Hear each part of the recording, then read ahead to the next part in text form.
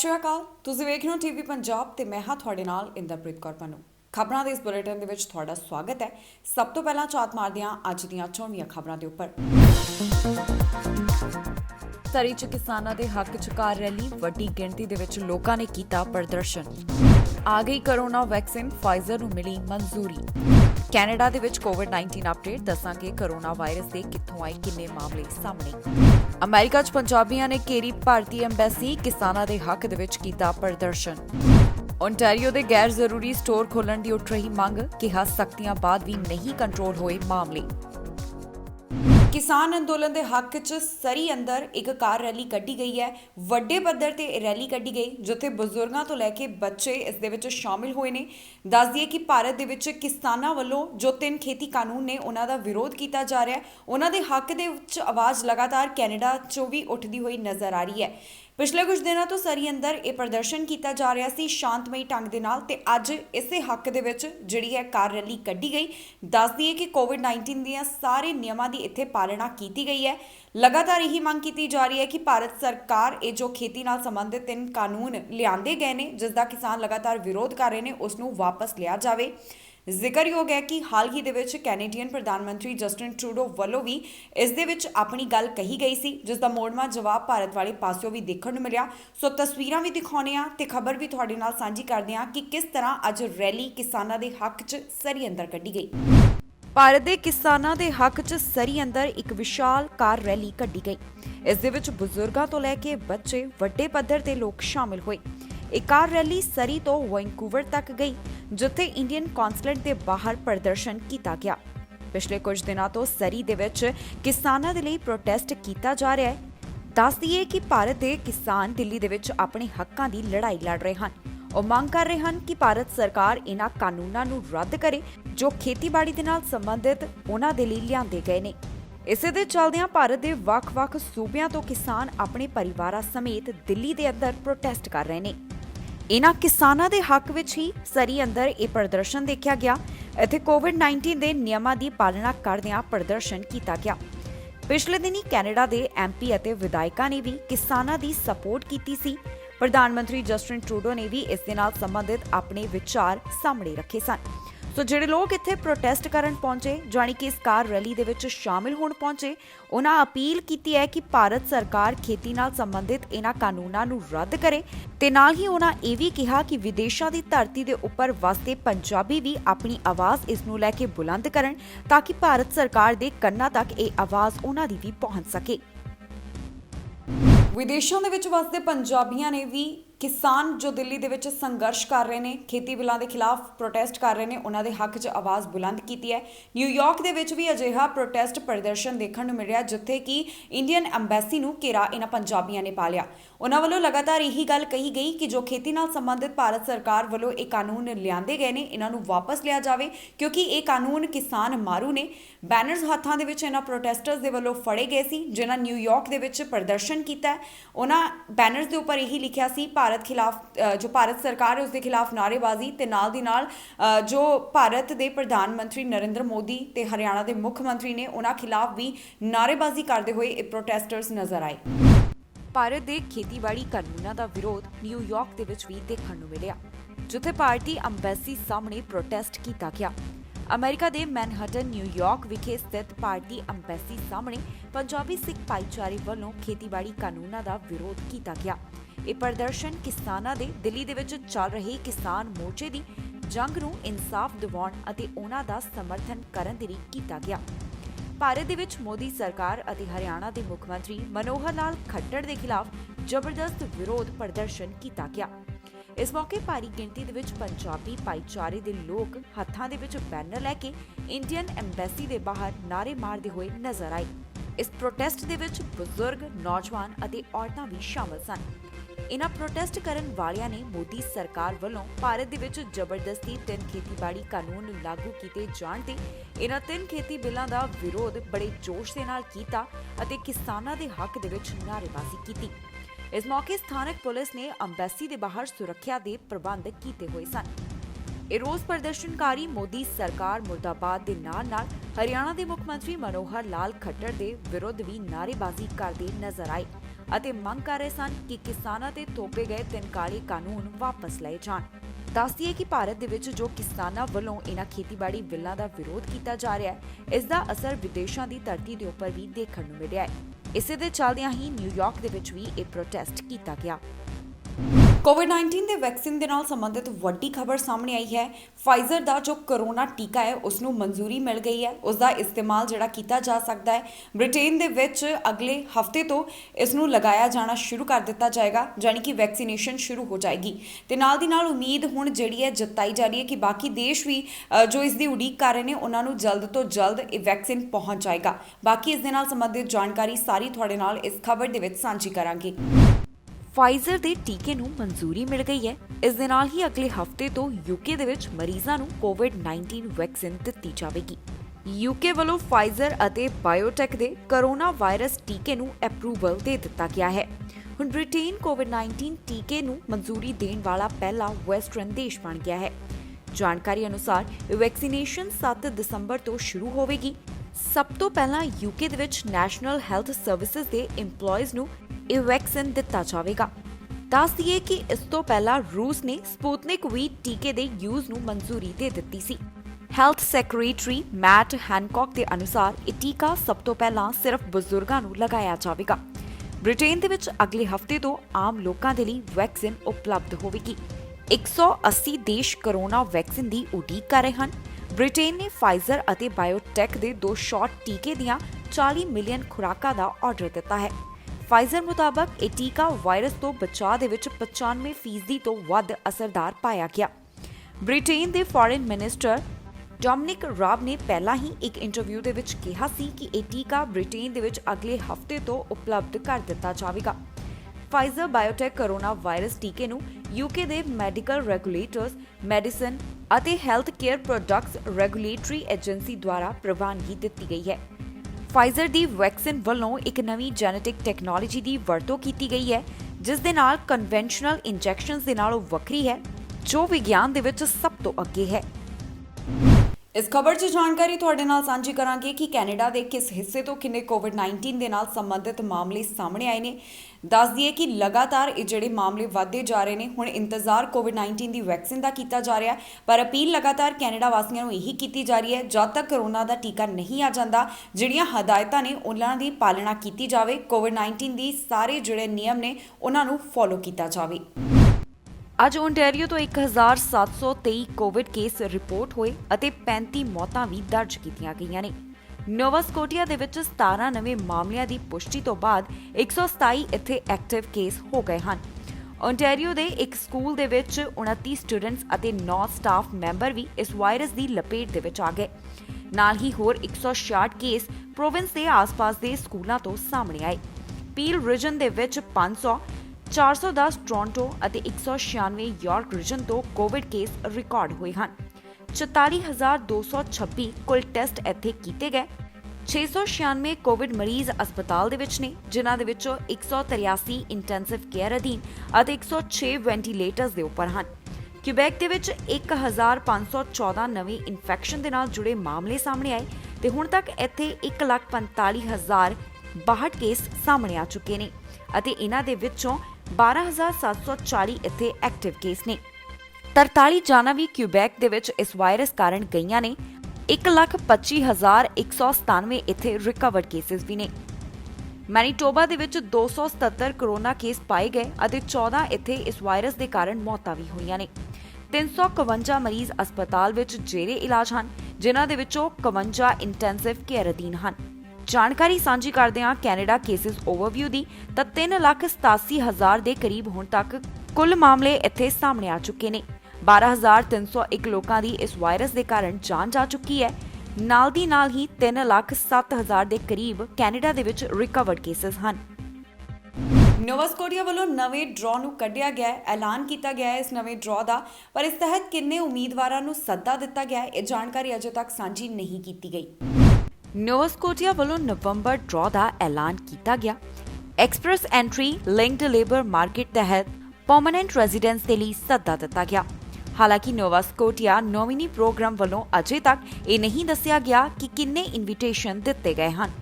ਜਿਨ੍ਹਾਂ ਕੋਲ Nova Scotia employer ਦਾ full time worker job offer ਹੈ, ਉਹਨਾਂ ਨੂੰ ਦਸੰਬਰ 1 ਨੂੰ ਸੱਦਾ ਜਾਰੀ ਕੀਤਾ ਗਿਆ। ਇਸ ਤਹਿਤ ਪੀਆਰ ਵੀਜ਼ਾ ਇਸ਼ੂ ਹੋਣ ਤੋਂ 1 ਸਾਲ ਵੱਧ ਦਾ ਇੰਪਲੋਇਮੈਂਟ ਆਫਰ ਹੋਣਾ ਚਾਹੀਦਾ ਹੈ।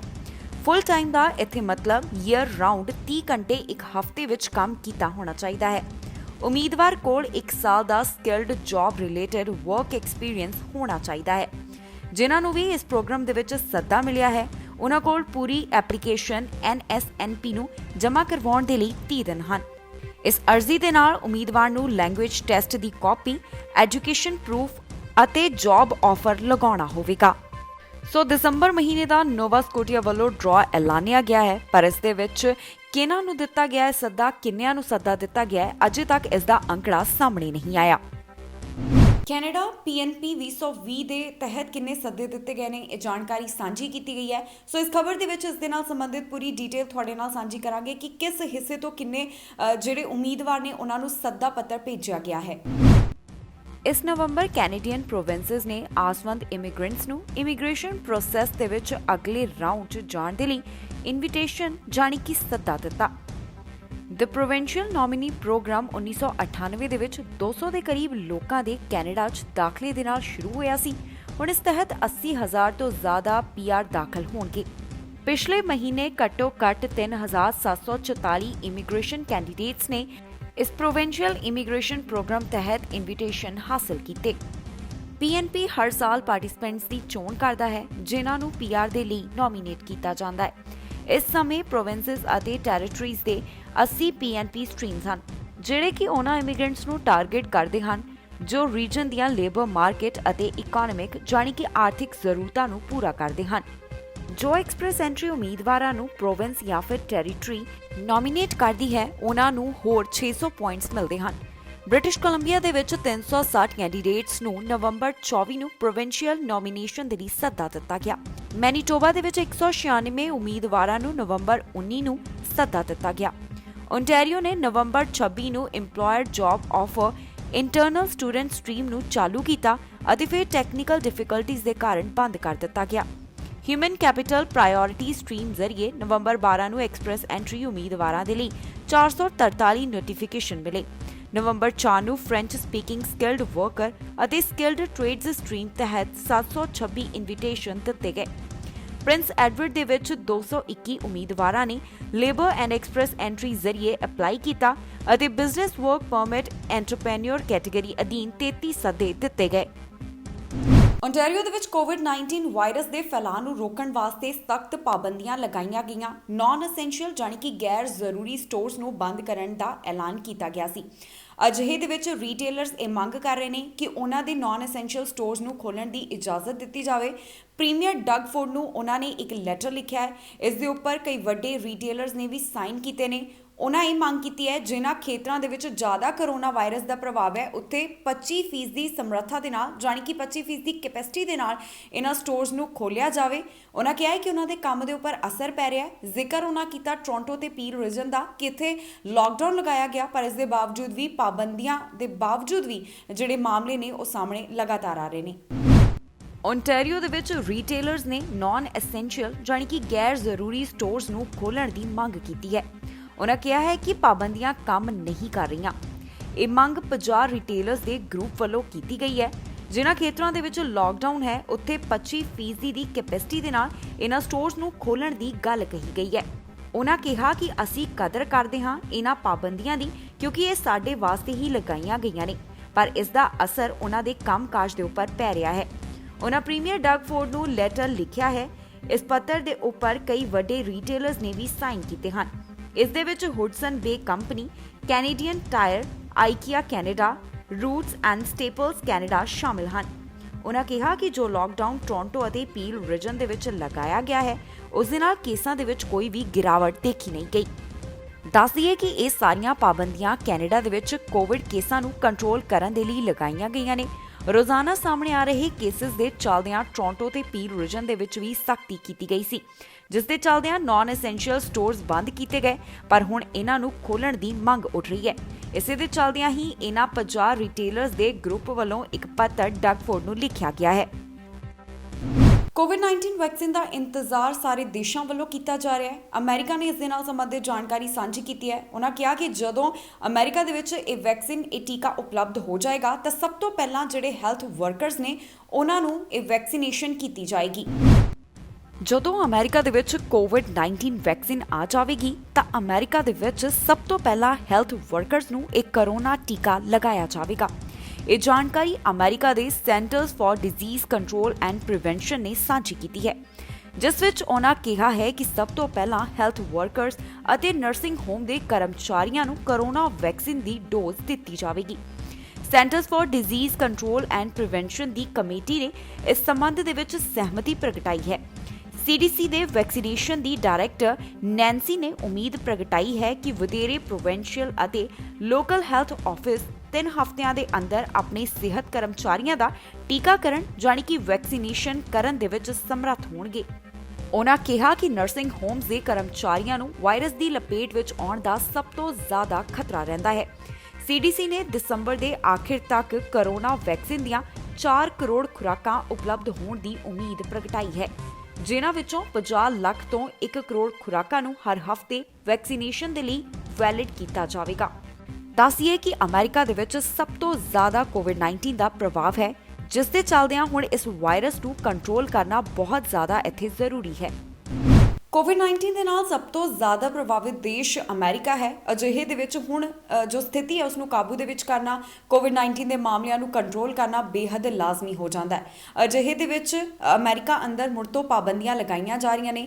ਥੈਂਕਸ ਗਿਵਿੰਗ ਛੁੱਟੀ ਮਨਾ ਕੇ ਜੋ ਲੋਕ ਆਏ ਨੇ, ਸੋ ਇੱਥੇ ਕਿਤੇ ਨਾ ਕਿਤੇ ਖਤਰਾ ਬਣਿਆ ਹੋਇਆ ਹੈ ਕਿ ਇਹਨਾਂ ਦੇ ਨਾਲ ਹੁਣ ਜਿਸ ਤਰ੍ਹਾਂ ਇਕੱਠ ਹੋਇਆ ਹੈ, ਹੋ ਸਕਦਾ ਹੈ ਕਿ ਹੋਰ ਜ਼ਿਆਦਾ ਕੋਵਿਡ-19 ਵਾਇਰਸ ਫੈਲ ਜਾਵੇ। ਇਸ ਨੂੰ ਕਾਬੂ ਦੇ ਵਿੱਚ ਕਰਨ ਦੇ ਲਈ ਜੋ ਹਦਾਇਤਾਂ ਜਾਰੀ ਕੀਤੀਆਂ ਗਈਆਂ ਨੇ ਉਹ ਵੀ ਤੁਹਾਡੇ ਨਾਲ ਇਸ ਖਬਰ ਦੇ ਵਿੱਚ ਸਾਂਝੀ ਕਰਾਂਗੇ। ਨਾਲ ਦੀ ਨਾਲ ਦੱਸਾਂਗੇ ਕਿ ਕਿਸ ਹਿੱਸੇ ਦੇ ਵਿੱਚ ਹੁਣ ਇਹ ਸਖਤੀਆਂ ਲਗਾਈਆਂ ਗਈਆਂ ਨੇ। ਕੋਵਿਡ-19 ਦੇ ਕਾਰਨ ਅਮਰੀਕਾ ਦੇ ਵਿੱਚ ਮੁੜ ਤੋਂ ਪਾਬੰਦੀਆਂ ਲਾਗੂ ਹੋ ਗਈਆਂ ਨੇ। ਅਮਰੀਕਾ ਦੇ ਵਿੱਚ ਰੋਜ਼ਾਨਾ ਸਾਹਮਣੇ ਆ ਰਹੇ ਮਾਮਲੇ ਚਿੰਤਾ ਦਾ ਵਿਸ਼ਾ ਹਨ, ਕਿਉਂਕਿ ਇੱਥੇ ਸਭ ਤੋਂ ਜ਼ਿਆਦਾ ਕੋਵਿਡ ਦਾ ਪ੍ਰਭਾਵ ਹੈ। ਅਜਿਹੇ ਦੇ ਵਿੱਚ ਸਥਿਤੀ ਨੂੰ ਕਾਬੂ ਦੇ ਵਿੱਚ ਕਰਨਾ ਬਹੁਤ ਜ਼ਰੂਰੀ ਹੈ। ਕਰੋਨਾ ਵਾਇਰਸ ਕਾਰਨ ਅਮਰੀਕਾ ਦੇ ਵਿੱਚ ਮੁੜ ਤੋਂ ਪਾਬੰਦੀਆਂ ਲਾਗੂ ਹੋ ਗਈਆਂ ਹਨ। ਥੈਂਕਸ ਗਿਵਿੰਗ ਦੀਆਂ ਛੁੱਟੀਆਂ ਮਨਾ ਕੇ ਘਰਾਂ ਨੂੰ ਵਾਪਸ ਆਏ ਅਮਰੀਕੀਆਂ ਤੇ ਹੁਣ ਕਰੋਨਾ ਵਾਇਰਸ ਇਨਫੈਕਸ਼ਨ ਕਾਰਨ ਨਵੀਆਂ ਅਤੇ ਸਖਤ ਪਾਬੰਦੀਆਂ ਲਾਗੂ ਕੀਤੀਆਂ ਗਈਆਂ ਹਨ। ਸਿਹਤ ਅਧਿਕਾਰੀਆਂ ਨੂੰ ਡਰ ਹੈ ਕਿ ਛੁੱਟੀਆਂ ਦੇ ਵਿੱਚ ਲੋਕਾਂ ਦੇ ਵੱਡੀ ਗਿਣਤੀ ਦੇ ਵਿੱਚ ਇਕੱਠੇ ਹੋਣ ਦੇ ਕਾਰਨ ਕਰੋਨਾ ਵਾਇਰਸ ਇਨਫੈਕਸ਼ਨ ਕਾਬੂ ਤੋਂ ਬਾਹਰ ਹੋ ਸਕਦਾ ਹੈ। ਲਾਸ ਏਂਜਲਸ ਨੇ ਆਪਣੇ 1 ਕਰੋੜ ਨਾਗਰਿਕਾਂ ਨੂੰ ਘਰ ਦੇ ਵਿੱਚ ਰਹਿਣ ਦਾ ਹੁਕਮ ਜਾਰੀ ਕੀਤਾ ਹੈ ਅਤੇ ਸਿਲੀਕਾਨ ਵੈਲੀ ਦਰਮਿਆਨ ਸਥਿਤ ਸਾਂਤਾ ਕਲਾਰਾ ਕਾਉਂਟੀ ਨੇ ਪ੍ਰੋਫੈਸ਼ਨਲ ਸਪੋਰਟਸ ਮਿਡਲ ਸਕੂਲਾਂ ਅਤੇ ਕਾਲਜਾਂ ਨੂੰ ਖੋਲ੍ਹਣ ਤੇ ਪਾਬੰਦੀ ਜਾਣੀ ਕਿ ਰੈਸਟ੍ਰਿਕਸ਼ਨ ਲਗਾ ਦਿੱਤੀ ਹੈ। ਕਾਉਂਟੀ ਤੋਂ ਬਾਹਰ 150 ਮੀਲ ਤੋਂ ਵੱਧ ਦੂਰੀ ਦੀ ਯਾਤਰਾ ਕਰਨ ਵਾਲਿਆਂ ਨੂੰ ਕੁਆਰੰਟਾਈਨ ਦੇ ਵਿੱਚ ਰਹਿਣ ਦੇ ਹੁਕਮ ਦਿੱਤੇ ਗਏ ਹਨ। ਹਵਾਈ ਕਾਉਂਟੀ ਦੇ ਮੇਅਰ ਨੇ ਕਿਹਾ ਹੈ ਕਿ ਕੋਵਿਡ-19 ਤੋਂ ਪ੍ਰਭਾਵਿਤ ਨਾ ਹੋਣ ਦੀ ਰਿਪੋਰਟ ਤੋਂ ਬਿਨਾਂ ਆਉਣ ਵਾਲੇ ਯਾਤਰੀਆਂ ਨੂੰ 14 ਦਿਨਾਂ ਦੇ ਲਈ ਕੁਆਰੰਟਾਈਨ ਦੇ ਵਿੱਚ ਰਹਿਣਾ ਪਵੇਗਾ ਅਤੇ ਜਿਹੜੇ ਲੋਕ ਰਿਪੋਰਟ ਲੈ ਕੇ ਆਉਣਗੇ ਉਹਨਾਂ ਦੇ ਵਿੱਚੋਂ ਵੀ ਇੱਥੇ ਪਹੁੰਚਣ ਤੇ 94 ਲੋਕਾਂ ਨੂੰ ਮੁੜ ਜਾਂਚ ਕਰਵਾਉਣ ਦੇ ਲਈ ਕਿਹਾ ਜਾ ਸਕਦਾ ਹੈ। ਨਿਊ ਜਰਸੀ ਦੇ ਵਿੱਚ ਨੌਜਵਾਨਾਂ ਦੀਆਂ ਸਾਰੀਆਂ ਖੇਡਾਂ ਦੇ ਉੱਪਰ ਪਾਬੰਦੀ ਲਗਾ ਦਿੱਤੀ ਗਈ ਹੈ।